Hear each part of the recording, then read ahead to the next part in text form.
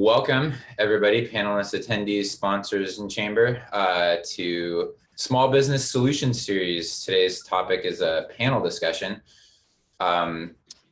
Insomnia Coffee Company, Dapper and Wise Roasters. Anything else on the list now of accomplishments, Tyler? Mr. Tyler Geel is here. Artist. Yeah, artist extraordinaire. Yes. That's true, yeah, painter.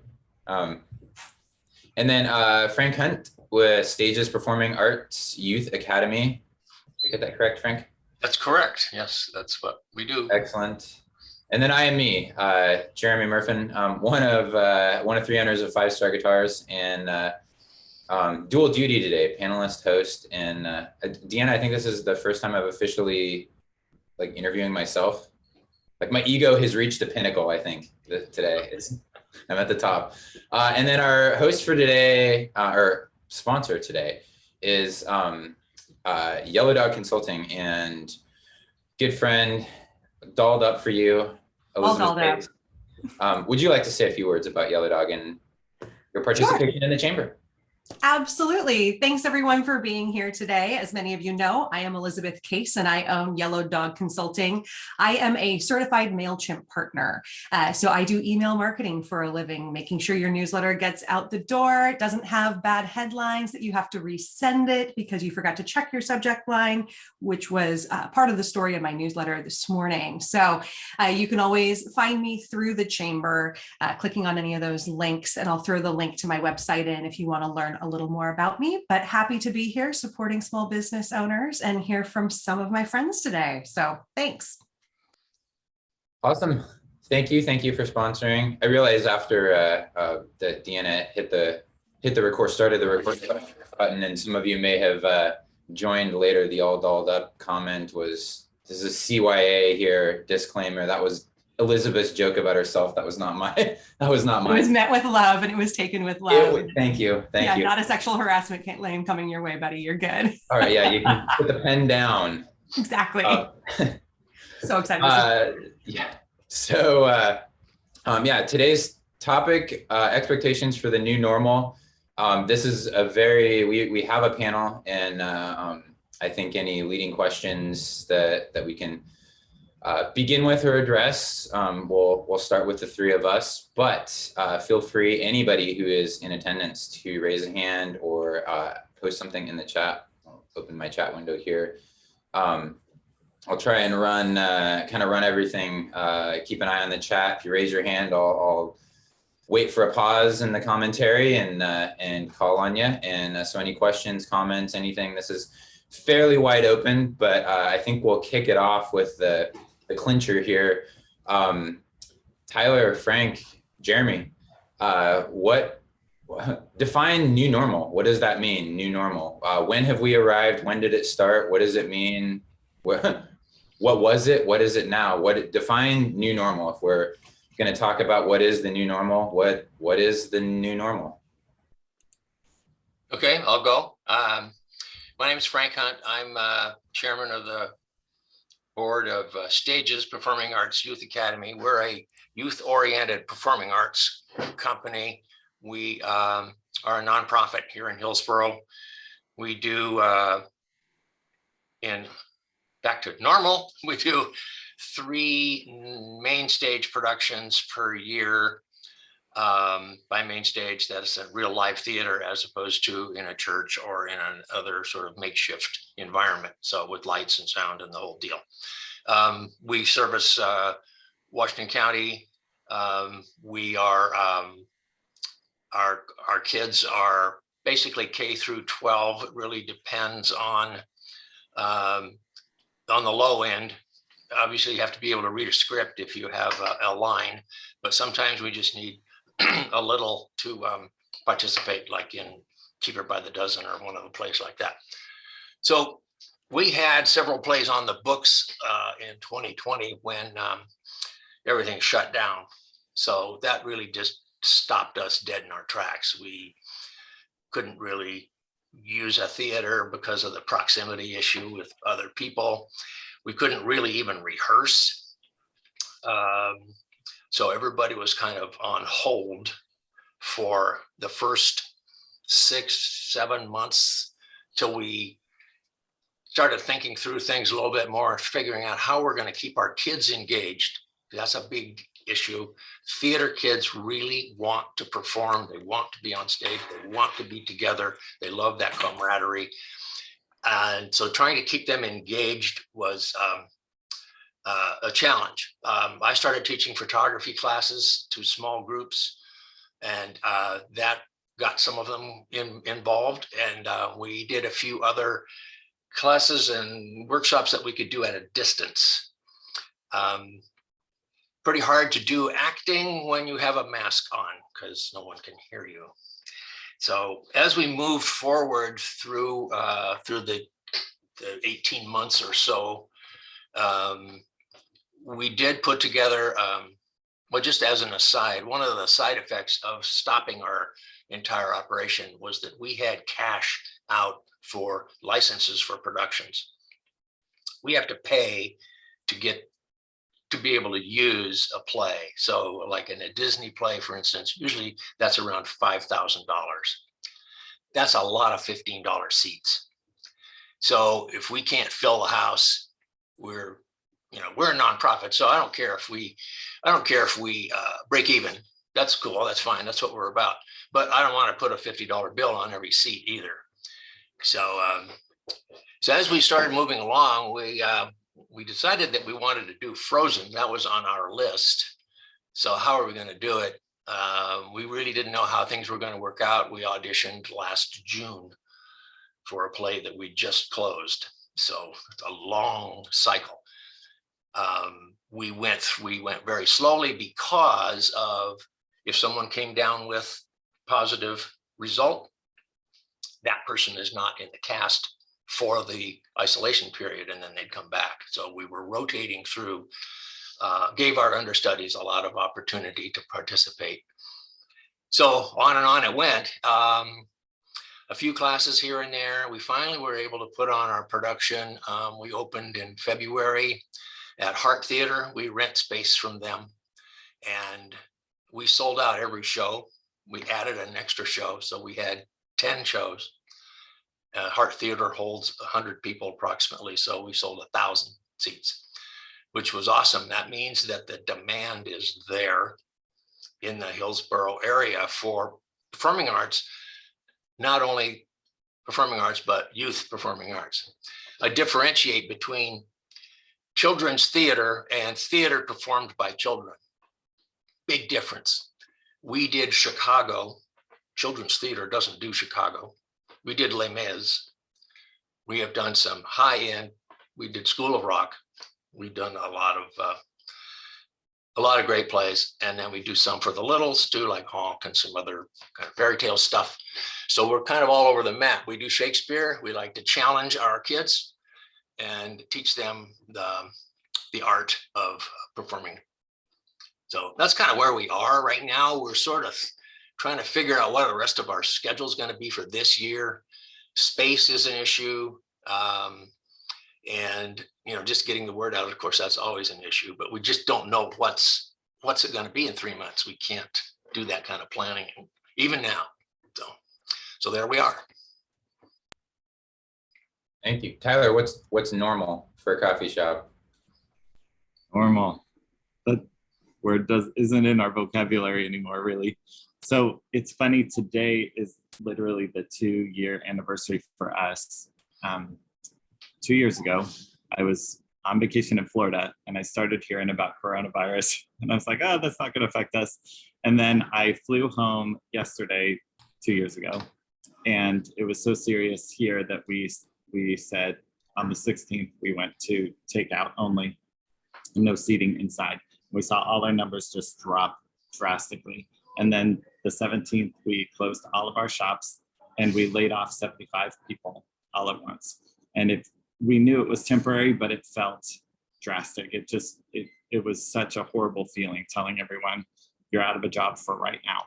But we did it early because we wanted all of our staff to be able to get in line pretty quickly for unemployment, which they were able to. And thankfully, because of the PPP loan, we were able to sustain business. We just tried everything. It felt so bleak. it felt like everything was out of our control and out of control in general. But we were able to reopen a month later, and everything was so different.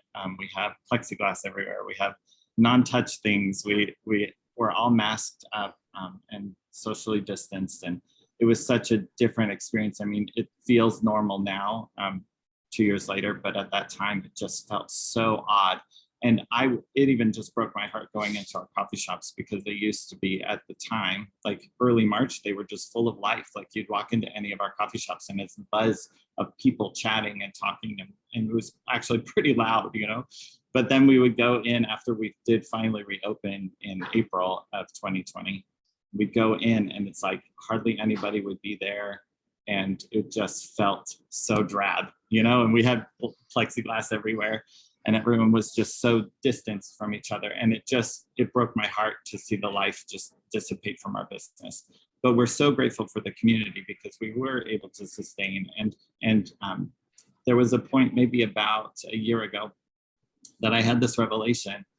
It just kind of hit me that we had just lived through my worst nightmare as a business. So years ago, I used to joke with my buddies, like my biggest fear was, even with 5 locations, that one day no one would walk into any of our shops. And everyone thought I was so funny for saying that.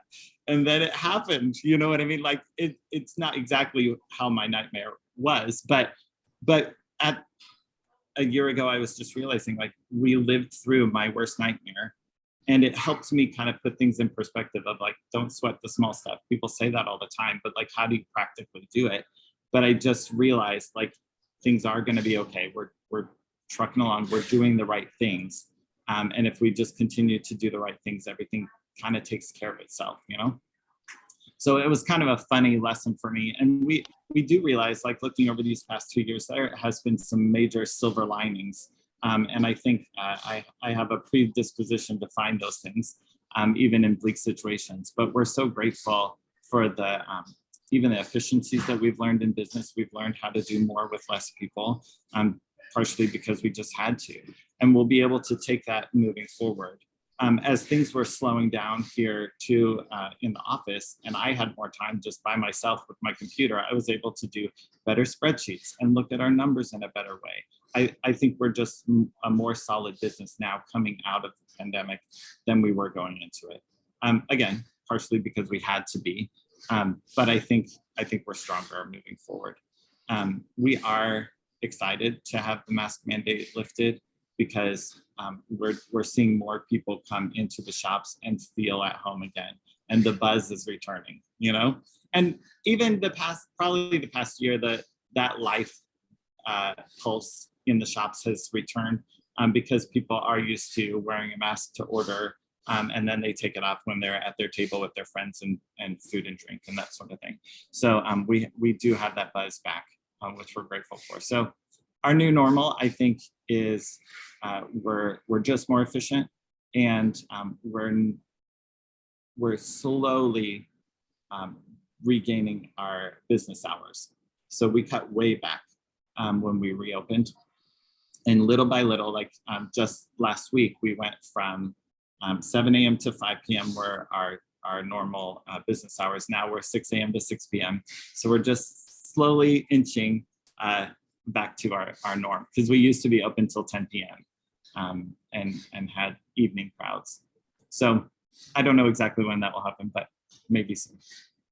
But that's just a little synopsis of our journey through COVID. Like Tyler and I, we pre-COVID used to hang out and meet, because we basically do roughly the same things for our respective businesses, and so we would meet over coffee and share notes. And I also feel like I think maybe our COVID experience was very similar in that sense. Like I used to say, you know, we would have a snow day, and being kind of geographically located with, you know, hill access into our business, anytime there was a snow day, we would either shutter or, you know, we'd have 1 or 2 employees come in, but you know, 2 or 3 days of a 1/4 inch of snow that shuts everything down.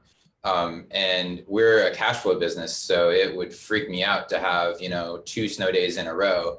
And then 2 years ago, we had 45 in a row.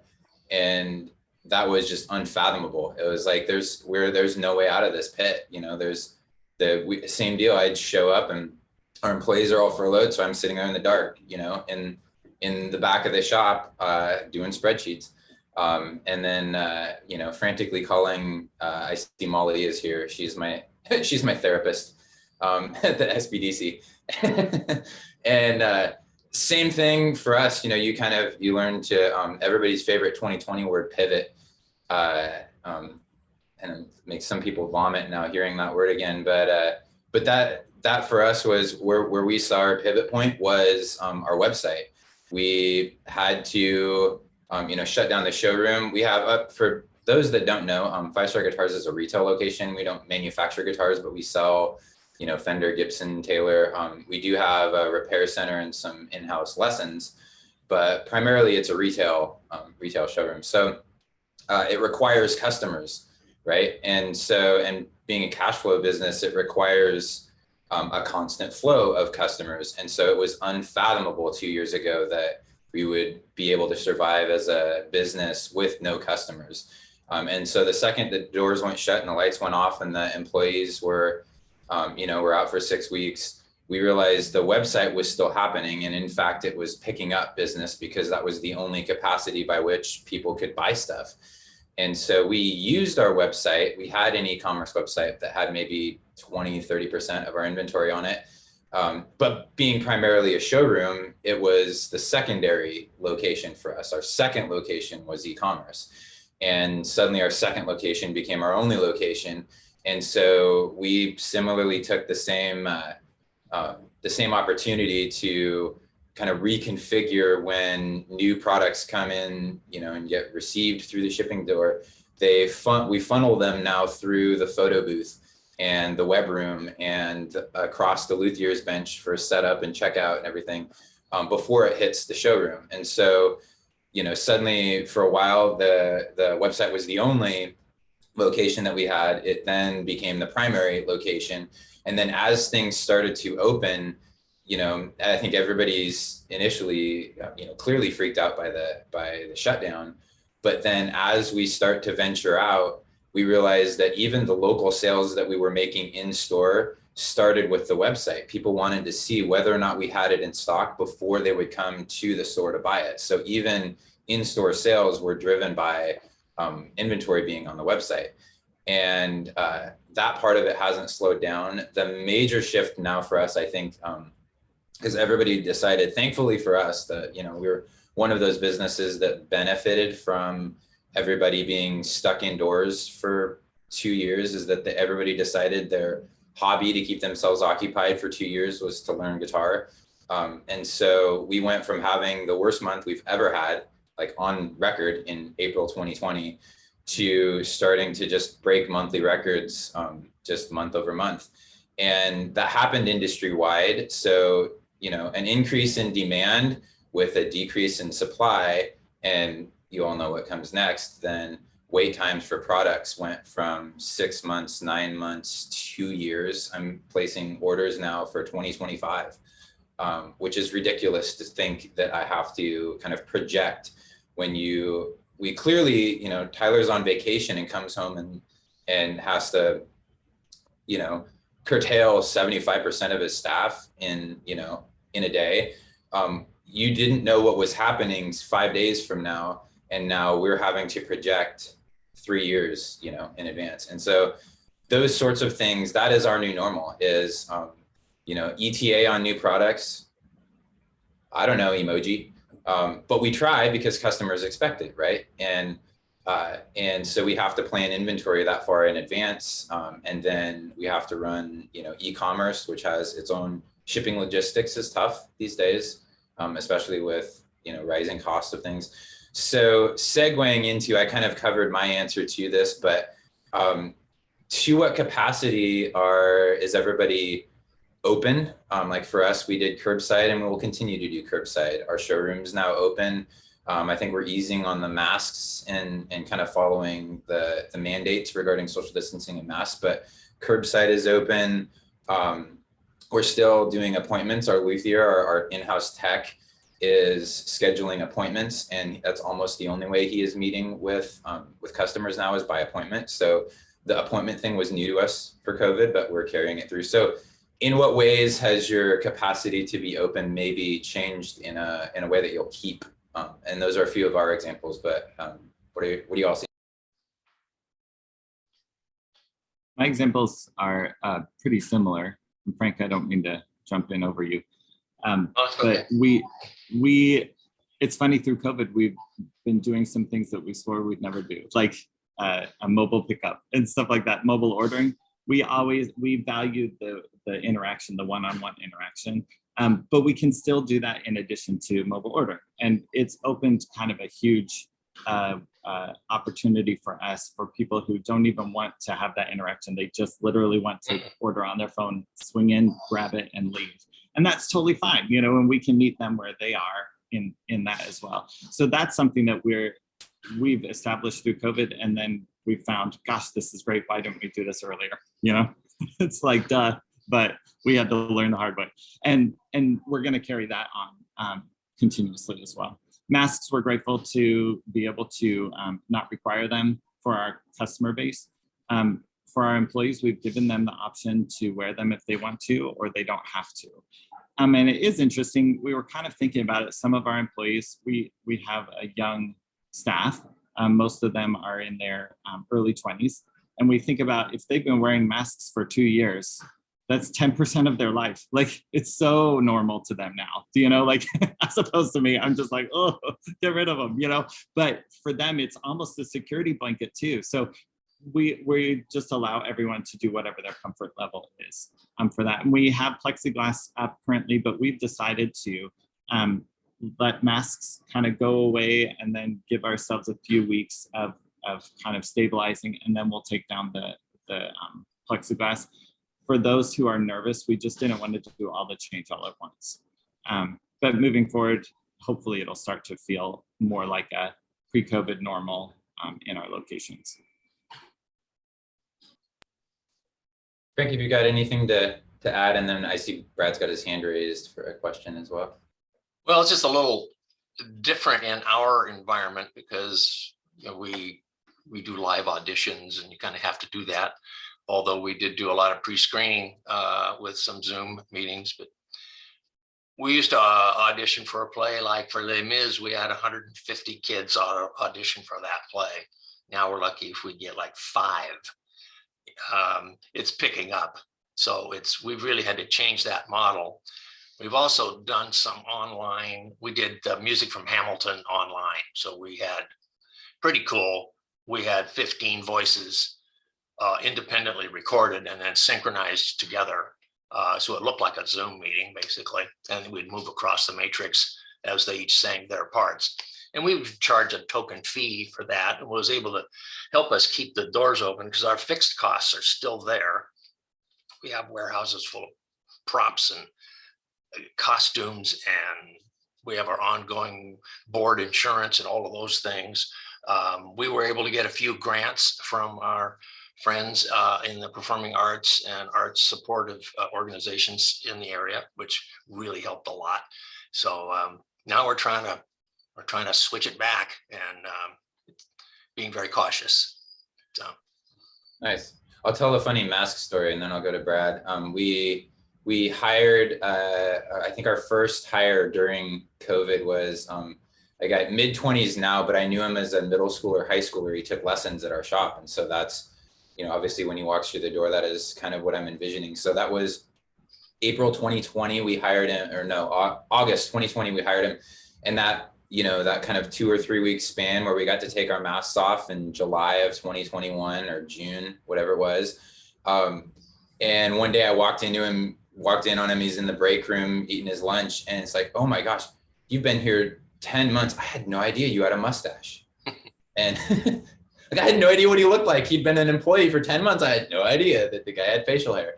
And so it was just one of those things like, wow, we have been doing this for a while. You know, we've been going at it, and that was over a year ago now. So, or thereabouts. So Brad, question or comment?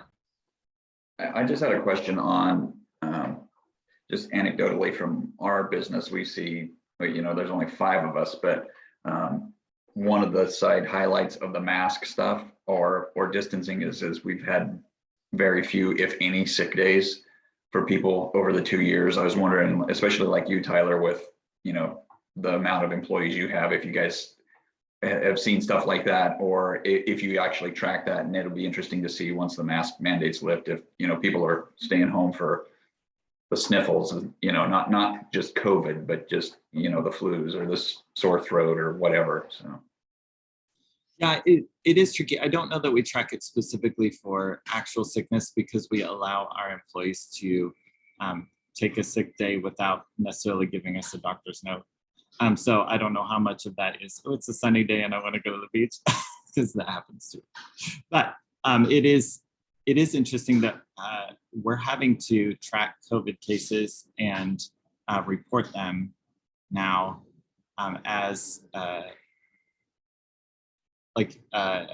the, gosh, I just did it online and I'm trying to remember who we were reporting it to. But I had to track how many days of work were missed specifically because of COVID. But even on the website, you couldn't list it as COVID. COVID wasn't an option. You had to say it was an additional illness. It was interesting. But we thankfully, for the amount of staff that we had, for 2 years, we did not have that many COVID days missed. It could have been a lot worse. So we're grateful. I think it was just that we were just following all the mandates. We were just doing everything right. But yeah, I'll be curious to see moving forward if sick days go up because people are getting the sniffles and colds and the flu. Yeah, Kevin. Yeah, one of the things that it was interesting that we saw come out of COVID was the creativity. A lot of people are going online and doing things, events online. In fact, Frank, we paid $50 to go watch the ballet performance.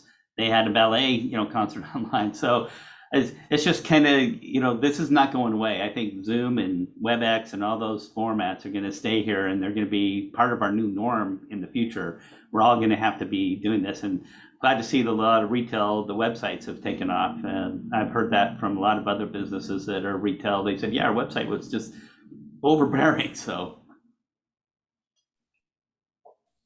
maybe to touch base on back to something that Tyler had mentioned, reminded me of an article. I was trying to find an article that I had read, maybe COVID related, generated, but just the sort of state of the world as it is right now. We have noticed, and maybe similarly, we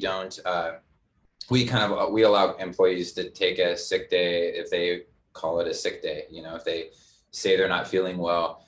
And increasingly, we have seen that it's essentially a mental health day for folks. And the article I was looking for was something I couldn't even remember that if it was a Washington Post or what it was, but it was essentially revealing the results of a poll saying that folks have never polled, never statistically said in these amount of numbers that they're stressed and feeling anxiety in nearly 100 years.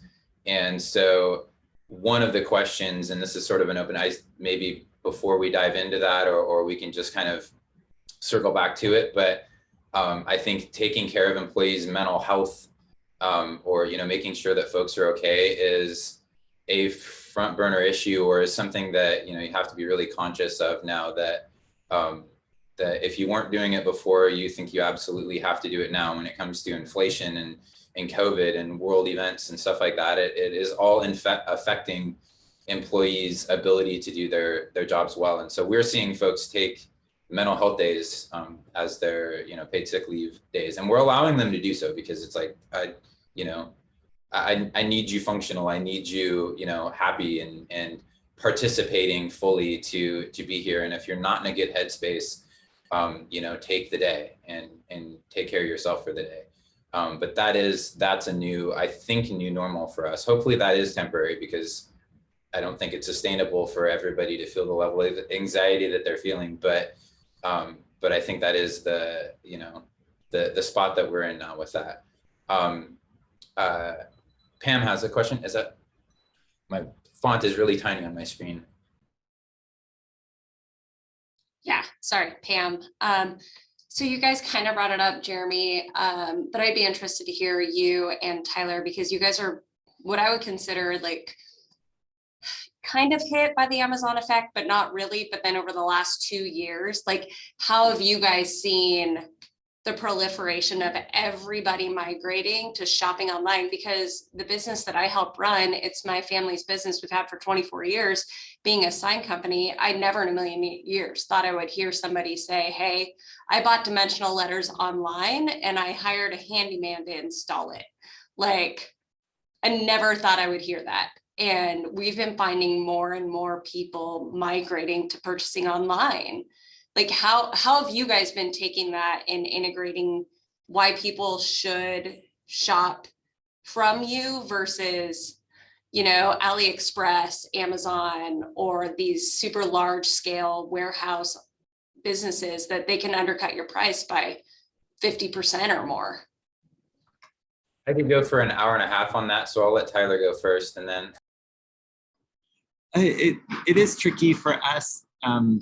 We don't have, I mean, coffee for us is more of a service oriented thing. And so I think that our customer base really are just local. So that's the reason they come in. They can't order a latte online.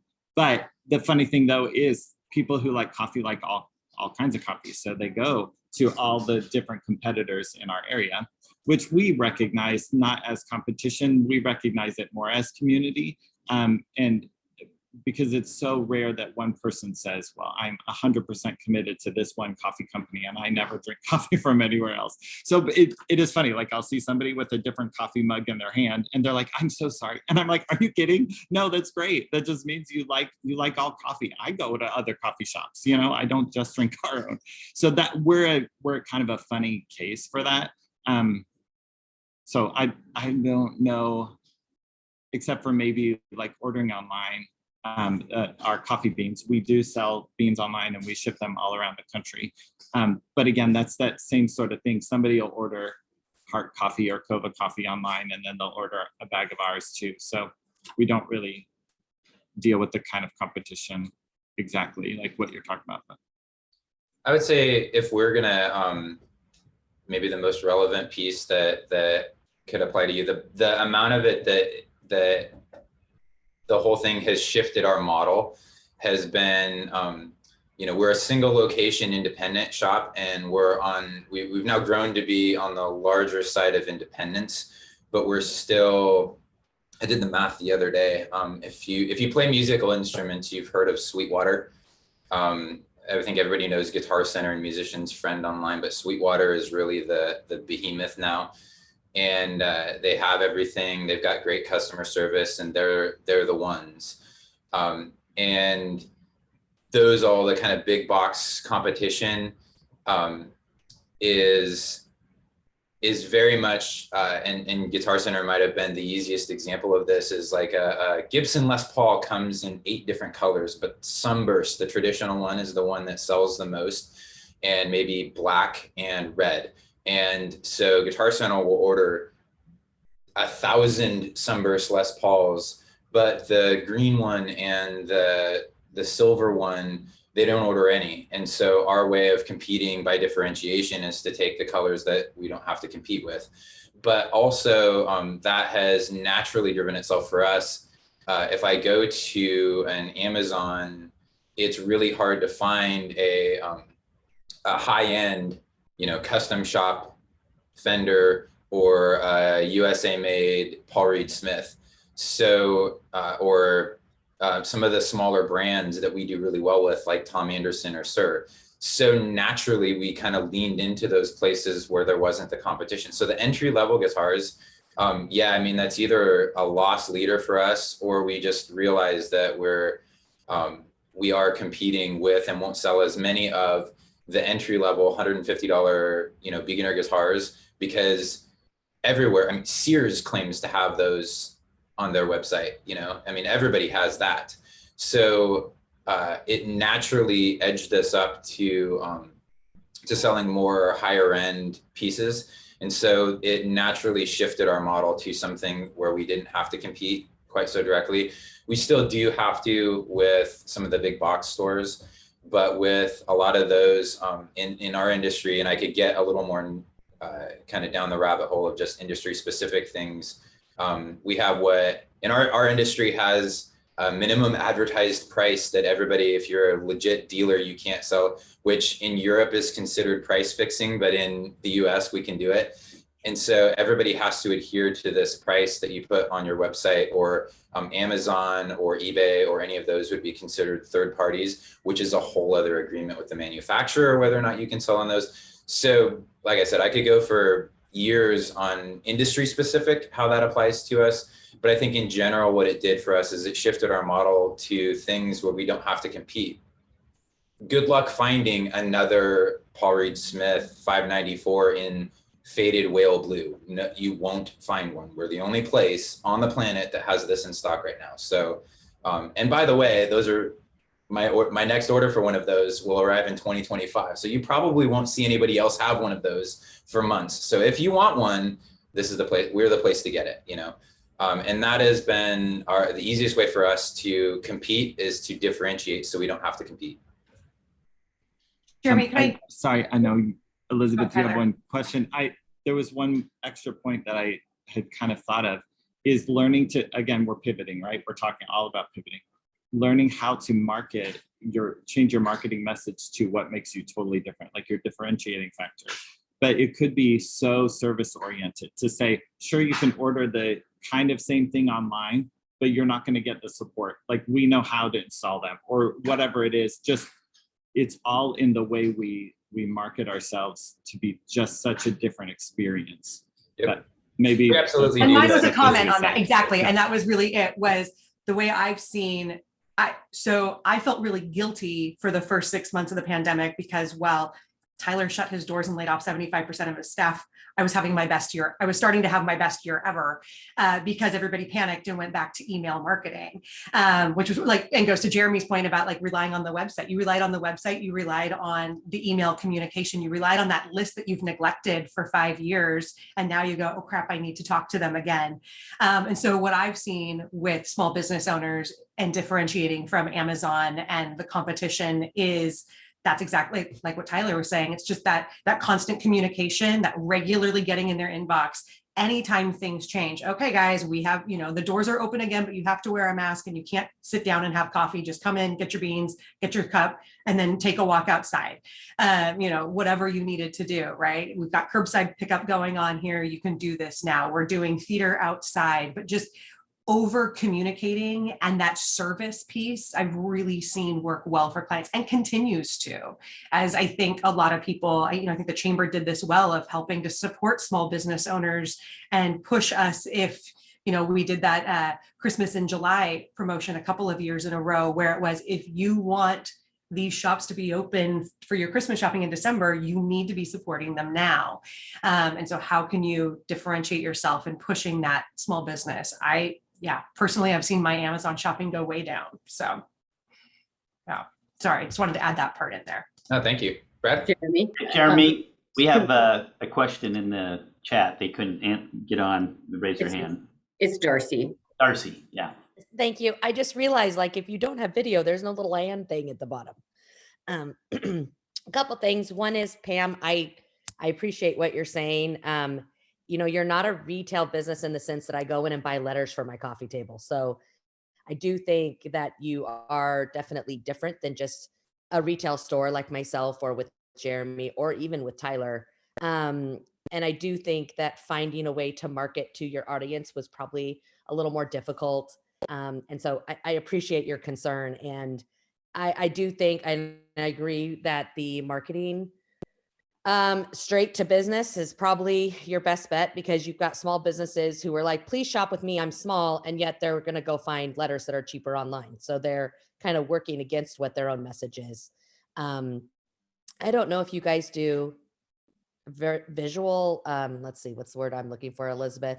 Signs, but could you create signs for people's newsletters? Could you create little signs that match their signage for some of their internet marketing? And that would be a way to market yourself more and then be able to have a virtual sign as well as not just one on the building. So I don't know if that helps or not, but it was kind of in my brain as we were talking. My big question though to the rest of the group is this.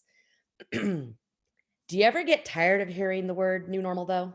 Like, I feel like in a lot of meetings that I sit in, it's like, well, we really want to do this, but everything takes super long, so we might not get there. I feel like we sometimes are like giving ourselves excuses not to keep moving forward though. And even on like the mental health days, like I struggle with those as an employer as well, because I feel like, okay, they work Wednesdays and Fridays.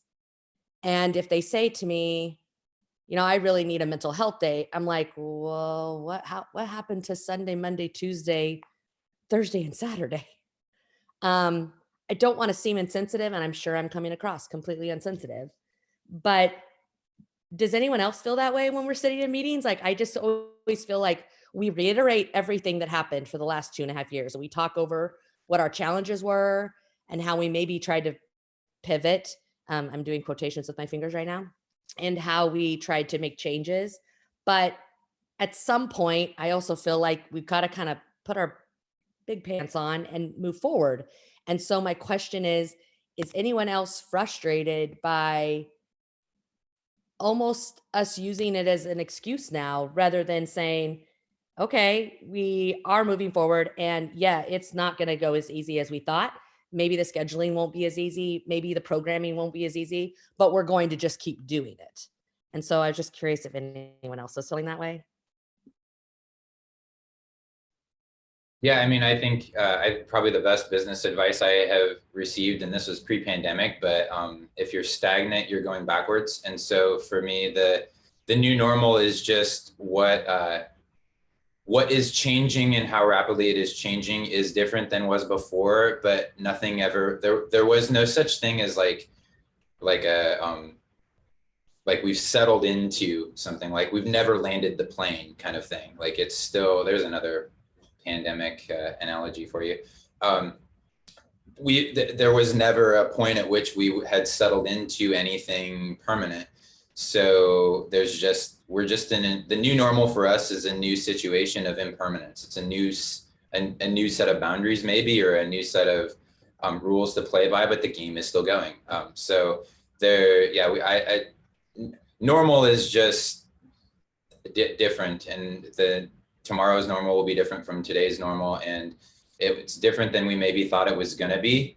But all that is just I've changed my expectations to what's going to happen tomorrow. But I still expect tomorrow to be different than today. I don't know if anybody else has kind of approached it that way, but just the changes. The only thing guaranteed is change. The only constant is change. How does that saying go?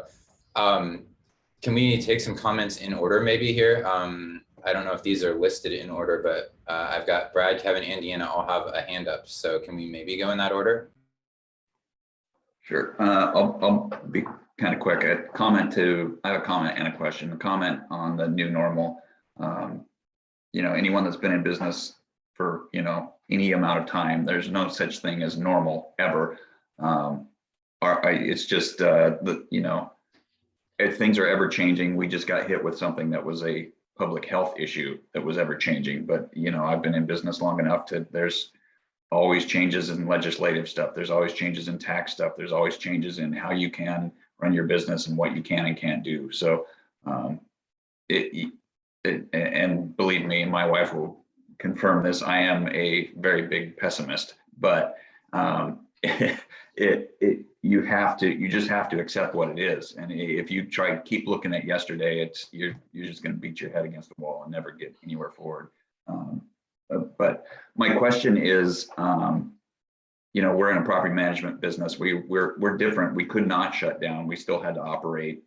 We still had to, regardless of whether we were getting paid or not. And I was just wondering if there's a reaction in the retail world for pricing to, the thing we have always known, and it was reiterated, is cash is king. So you got to have a nest egg to get through these hard times. So you know, kind of one of our theories is we're going to build it up as best we can when stuff is good, and then try and write out the bad. So that being said, you know, rents are increasing, costs are completely going up, but I was just wondering how the other businesses are handling that threshold of raising prices to try and pad their numbers, as opposed to just looking like you're money grabbing, because like you said, Jeremie, a guitar that somebody wants can't be replaced or manufactured for till 2025. That would, to me, mean that you could charge pretty much whatever people are willing to pay. Except for our industry has that map pricing thing, so and it is very much adhered. Like I don't get to decide really what I want to sell something for unless I want to be non-competitive, because Okay. somebody else can still, like, well, there's an orange one, can you match that price, you know? And so that is very much, that it's still a reality we have to live with. So for us, it is, we try and manage the margin, but I don't get to increase my margin by charging more. Maybe on the services that's different, but since we don't manufacture the products, we get them from a manufacturer. The price points that they sell for usually are fixed by the manufacturer. So that doesn't work for us, but there are other ways that we have tried to do the same thing. We don't have 6 weeks worth of money in a nest. There's no egg big enough that we have, you know, that would survive that. Kevin. Yeah, you brought up something interesting, Jeremie, because, you know, it's going back about mental health. And I kind of two parts, you know, how are retail outlets, you know, handling that? Because we had all the grocery stores that had to stay open, kind of like Brad, they couldn't close. I mean, and so those employees that were forced to work or quit because they didn't want to be there, you know, Intel recognized this as an important issue and gave all their employees a week off for mental break when they reintroduced the mask mandate. So what do you guys do for retail to recognize that employees are maybe in that kind of mental state where they, you know, and they prank as you as well, so. Yep, Frank might be good one to, I mean, for the most part, you're managing, you're primarily kind of dealing with people ready to perform or, you know, engage. So how's that handled on your end? Yeah, it's again, we're inventing this almost weekly. We did learn a lot by running our last play. The demand issue was a huge question mark for us, is whether or not we can put butts in the seats. And we could. We filled the house, and the kids loved it because that's their pay. So that gave us a great data point that it says that we always have had a good product, and we have now some more confidence that we can go out and present that product to the public, and we're going to get a favorable response. Now, having said that, you know, we've got other issues to deal with. We don't have supply chain issues because plays are pretty much written. We don't have any of those other kinds of issues, other than occasionally we have to rent something and a prop or something, and there might be some backlog there. But location is key. We do our performances at Hart Theater, at Christian Church of Hillsborough, and at Masonic Lodge, and other places we can scrounge. And we generally give them a piece of the action for that. So spread the wealth as a nonprofit. But getting people confident enough to come in and say, yeah, my child isn't going to be endangered by participating. That was a biggie. For our play that we just ran, we required masks and vaccinations, but we were pretty loose in terms of enforcing that. Everybody pretty much showed up at the door with all their credentials in their hands, but it wasn't like we, you know, read everything and checked all the dates and did all that. Was nonsense, because this was just a couple of weeks ago. So we could see the pseudo end coming, at least this phase of the end coming. So confidence is a big thing for us, and we're charging ahead with some plays coming up in well, throughout the summer, some workshops for the littles. We've got probably going to do Music Man after the first of the year. We've got some other things going on, so we're we're chugging ahead, and fingers crossed. Kevin, you mentioned about mental health for employees, and we have, again, our workforce is primarily younger, and I feel like the pandemic really hit them mentally even harder than I would say people my age. So something that as we grow and in number, we've gotten to the point where we're able to self-fund our insurance and our health insurance for our whole organization, which gave us some savings. And so we found that when we found that savings, we decided to put it into something called an employee assistance program. And it's through the state, I think. We just call it the EAP. And this is tons of resources for the employees. You have to pay for like a small fee every month for every single employee, whether they use it or not. But we found it's incredible for the amount that we pay and all the resources that come with it. There's like free counseling. You get a few, like every month you get a few counseling sessions for free. There's like legal and financial advice for just at a phone call. Any of our employees can just pick up the phone and get that. Even like homeowner, like counsel, like free consultations to like set up how to buy a house and how to refinance it. Just like all of that advice stuff. Because I feel like a lot of young people these days aren't getting that information from their parents. You know, it's kind of the next generation is so different than the way I grew up too. But when we talk with our employees about the EAP constantly, and we say like, this is a stressful time, please reach out, like your mental health is so important. Do that free counseling, get some clarity in thought, you know, and we've heard some success stories from our employees because people think, oh, counseling's too expensive. But when you do it as a group and you just pay a small amount for everyone, then everyone can benefit from it. Gosh, I had to pull it up because there's a whole list of things with the EAP, but like identity theft recovery, crisis counseling, and it's all through a 1-800 number. It's just nuts. Like even child and elder care resources. It's just, there's so much there for such a small amount. And that's what we do for our employees, and just encourage them to take care of themselves.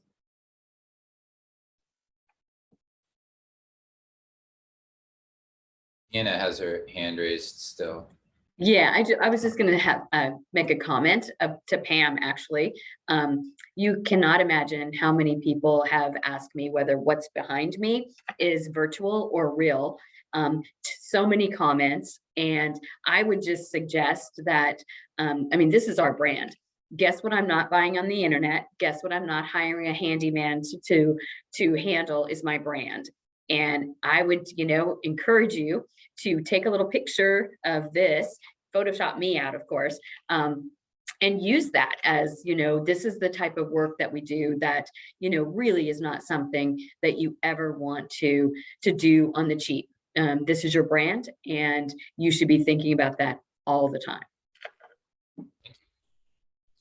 Thanks, Deanna. Yeah, I need to come and bring a real photographer out there, but that's one thing, like I know everybody keeps bringing up, and the majority of us here are like super small businesses. So, we're all wearing multiple hats. And I think the one thing that I'm trying really hard now, 2 years in, to do is to work more on the business versus in the business. It's been 2 years of honestly, survival. Like, we're all talking about employees' mental health. I mean, I can't even tell you, like, I feel like I held pretty well for about 19 months. And then about January, it was like, lots of things hit all at once. And it was a struggle for me, and so, but nobody's looking out for us as owners or managers. We're all looking out for everybody else. So I think that's the one thing is, making sure we all take care of ourselves too. Thank you. Carrie? Thank you for being patient too. Oh, you're welcome. Can you guys hear me? Okay, great. So for those who don't know me, I'm Carrie. I'm the owner and head roaster at Elliott and Murray Coffee Roasters. Tyler is an amazing person. I just want to say we are friends. So, but and it's interesting as us coffee roasters. With Insomnia, we've been affected really with the supply chain issues when it comes to coffee.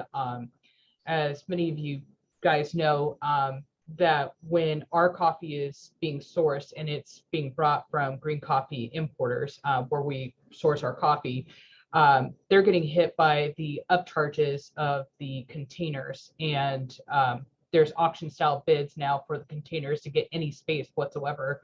And then with the backups of what's happening at the ports, that really has affected us down the chain, especially as us roasters, where the price of coffee at one price point is being raised. But then on the flip side of that too, it's making more of awareness for being able to pay a little bit more, because yeah, there's also the container issue, but it's also the transparency that more recognition of being able to pay the farmers more for what they're worth and what their crop is worth. And that really has taken a step back and looked at the picture of how can we support how, by being able to adapt to these increases, that we're also paying a more of a fair wage when it comes to the farmers who are out and harvesting this coffee as well. For me, I started my business late in 2019. I got my brick and mortar location in July of 2020, where I opened my shop here in Hillsborough. Being a new coffee business has been very, very interesting. So my business never really experienced being a coffee business pre-pandemic. We've only known what has happened in the pandemic. And there has been some definite up and downs. And I have to say, I'm very, very grateful that we're still here. We're still operational. We're still functioning. And I know some of you guys have touched base that in the past 6 months, I lost 2 relatives to COVID. And unfortunately, that really took a hit on me personally with my mental health.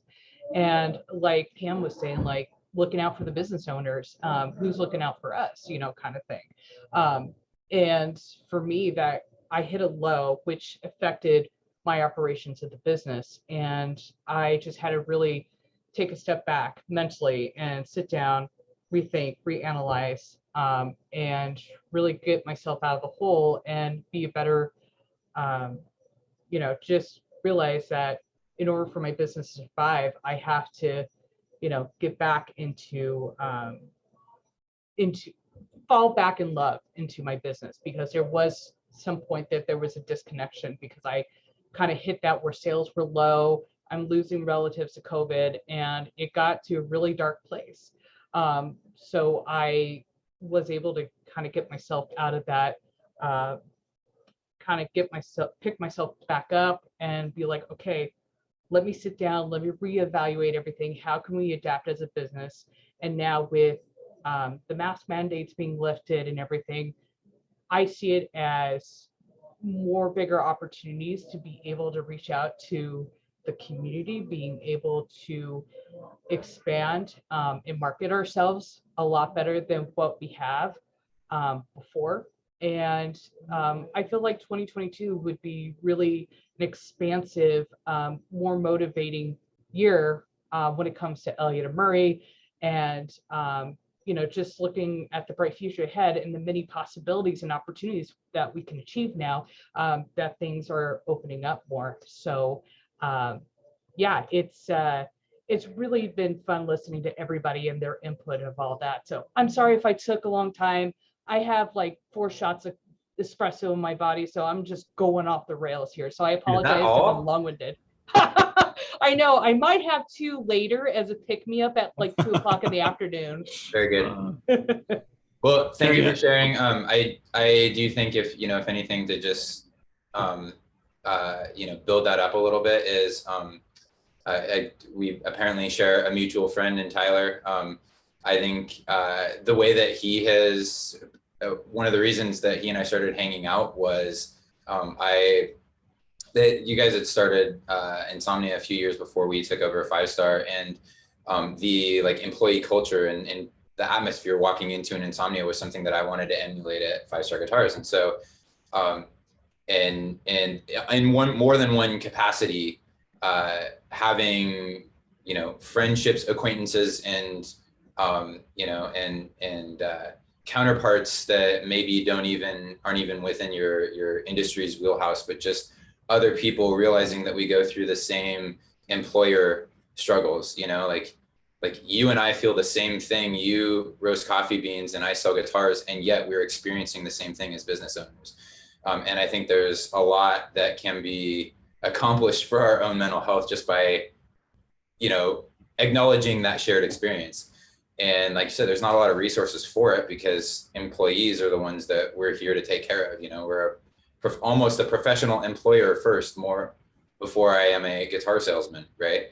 And so the resources for that are it can be challenging. And I think that's where the chamber and some of the councils and stuff that we all participate in have served for me personally, at least, but I'm sure for some other folks. Speaking of which, before you duck out, Titonian, I just wanted to point out on the call, Titonian is here, and he's currently chairing the Small Business Entrepreneur Council, who is setting up and scheduling most of these. So just before you disappear, tip of the hat and round of applause for Titonian for setting all of these up. Thanks, Jeremy. I appreciate that. Yeah. But it's not just me alone. I mean, it's our entire council and Deanna, of course. Also like to mention our vice chair is here as well. So Kevin McWhirter is here with us as well. So thank you all. Absolutely. Deanna, how are we doing on time and topics and all that stuff? We quickly reached an hour, so. We have quickly reached an hour. We're a little bit over time, so I will just be quick and remind folks that our program next month is going to be focused on cybersecurity. Super important topic, especially for small businesses now that have all sort of, as you talked, moved online, taking, you know, payments online, those kinds of things. Just making sure you're keeping all that information safe and secure. And so join us and figure out ways that you can make sure that you and your employees have got everything sort of locked down so that you won't succumb to some sort of an intrusion or have a problem. It's very disruptive to your business. You thought COVID was bad. Cybersecurity, whole different level. Awesome, thank you. Any other questions? We can wrap it up. Does not look like it. Well, thank you again to the Washington County Chamber of Commerce, our sponsor for the day, Yellow Dog Consulting and Elizabeth Case, our panelists, Tyler and Frank, and my name is Jeremy. Thank you, Deanna. I think we did it. We done it. Thank you, everybody. Thank you. Take care. See you later.